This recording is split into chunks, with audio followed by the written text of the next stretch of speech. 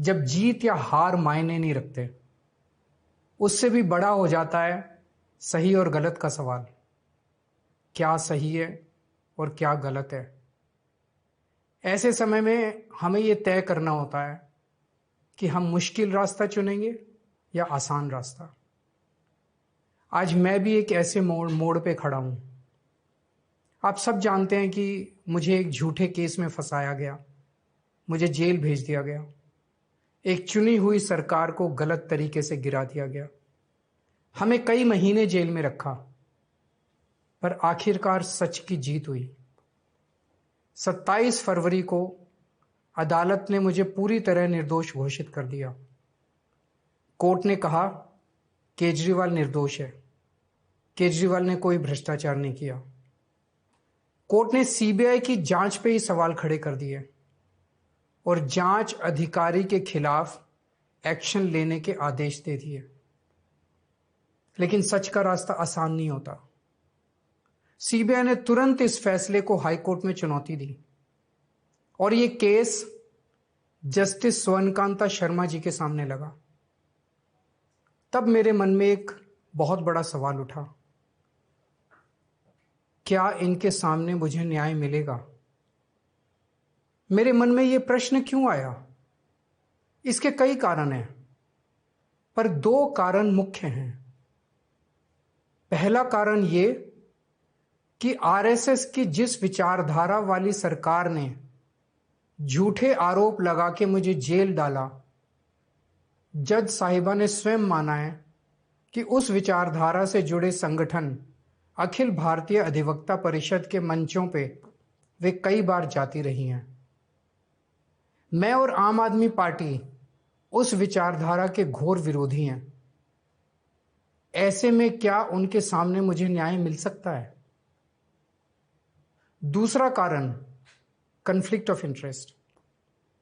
Court में मेरे विपक्ष में केंद्र सरकार की सीबीआई है और जस्टिस स्वर्णकांता जी के दोनों बच्चे केंद्र सरकार में काम करते हैं। उनके दोनों बच्चे केंद्र सरकार के वकीलों के पैनल में हैं।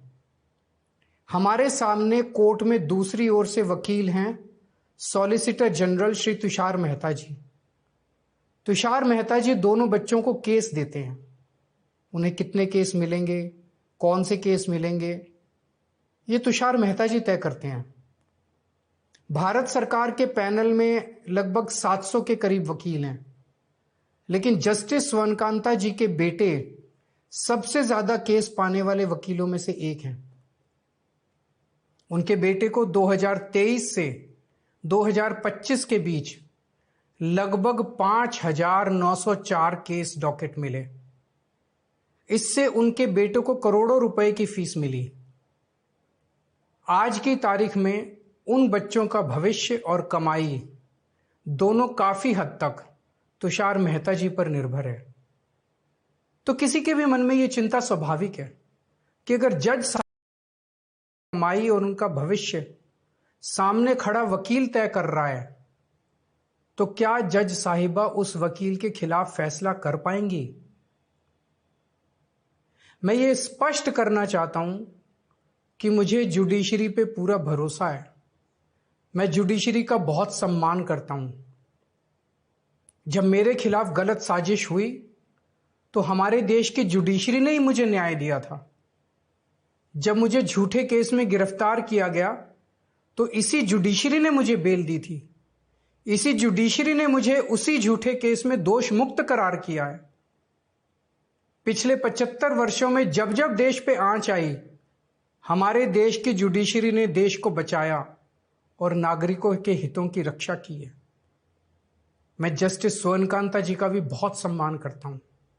मुझे उनसे या उनके परिवार से किसी भी प्रकार की कोई व्यक्तिगत आपत्ति नहीं है। लेकिन न्याय का एक बहुत बड़ा सिद्धांत है, justice should not only be done but should also be seen to be done. इसलिए मैंने जस्टिस स्वर्णकांता शर्मा जी से पूरे सम्मान के साथ अनुरोध किया कि वो इस कॉन्फ्लिक्ट ऑफ इंटरेस्ट जैसे कारणों की वजह से इस केस से खुद को अलग कर लें। लेकिन उन्होंने मेरी दलीलें खारिज कर दी। और फैसला दिया कि वो स्वयं ही ये केस सुनेंगी।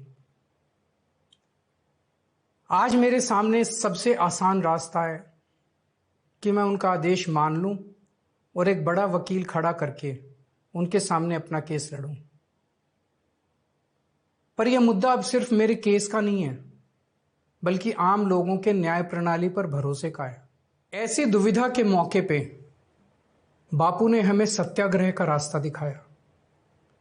बापू ने कहा था कि जब भी किसी अन्याय का सामना करो तो उसका पहला कदम विरोध नहीं बल्कि बातचीत होना चाहिए। अपनी बात अन्याय करने वाले के सामने पूरी विनम्रता के साथ रखनी चाहिए और उसे सुधारने का पूरा मौका देना चाहिए। सारी कोशिशों के बाद भी अगर न्याय ना मिले तो अंतरात्मा की आवाज सुनो। यदि अंतरात्मा की आवाज कहती है कि न्याय नहीं हुआ तो शांति और विनम्रता के साथ सत्याग्रह करना चाहिए। फिर उसके जो भी परिणाम हो वो सहर्ष स्वीकार करने चाहिए। पर इस पूरे प्रकरण में अन्याय करने वाले व्यक्ति के प्रति किसी भी प्रकार की नफरत या गुस्सा नहीं होना चाहिए। मैंने भी बातचीत से शुरुआत की, पूरी निष्ठा और विनम्रता के साथ जस्टिस स्वर्णकांता जी के सामने अपनी बात रखी। उन्हें इस केस से अलग होने के लिए याचना की। मैंने आग्रह किया कि मेरा केस हाईकोर्ट के किसी भी अन्य जज द्वारा सुन लिया जाए, लेकिन उन्होंने मेरी प्रार्थना अस्वीकार कर दी। उन्होंने फैसला दिया कि वे अपने आप को इस मामले से अलग नहीं करेंगी और ये केस वो स्वयं ही सुनेंगी। उनके दिए गए इस फैसले से मैं पूरी विनम्रता पूर्वक असहमत हूं। इस पूरे घटनाक्रम के बाद मेरी आशंका और गहरी हो गई है कि क्या उनके सामने मुझे न्याय मिलेगा। बापू के दिखाए रास्ते पर चलते हुए सत्याग्रह की भावना से अब मैंने फैसला किया है कि मैं इस केस में जस्टिस स्वर्णकांता जी के कोर्ट में ना तो स्वयं पेश होऊंगा और ना ही मेरी तरफ से कोई वकील पैरवी करेगा। जस्टिस स्वर्णकांता जी जो भी फैसला सुनाएंगे उस पर समय आने पर मेरे जो भी कानूनी अधिकार हैं, जैसे सुप्रीम कोर्ट में चुनौती देना आदि, वो सभी कदम लेने के लिए मैं स्वतंत्र हूं।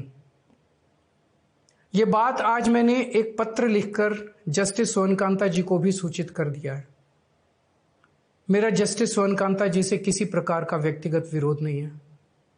यदि भविष्य में भी कभी उनके सामने मेरा कोई अन्य केस लगता है जिसमें मेरे विरोध में बीजेपी, केंद्र सरकार या तुषार मेहता जी नहीं है, तो मैं उनके समक्ष जरूर पेश होऊंगा।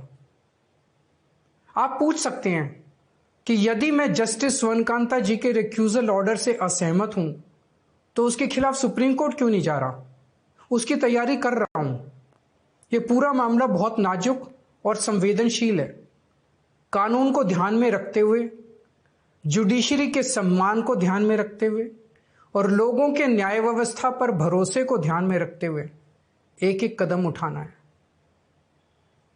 मैं ये कदम अहंकार या किसी विद्रोह या विरोध की भावना से नहीं उठा रहा।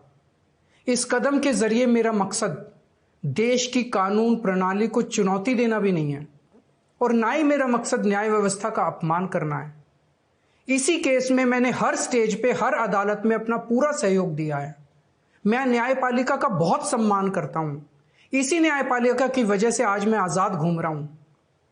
मेरा सिर्फ और सिर्फ इससे एक ही मकसद है, देश की न्याय व्यवस्था पर लोगों के भरोसे को और मजबूत करना, लोगों में ये अटूट विश्वास भरना कि जरूरत पड़ने पर हमारे देश की न्याय व्यवस्था से उन्हें न्याय जरूर मिलेगा। जय हिंद।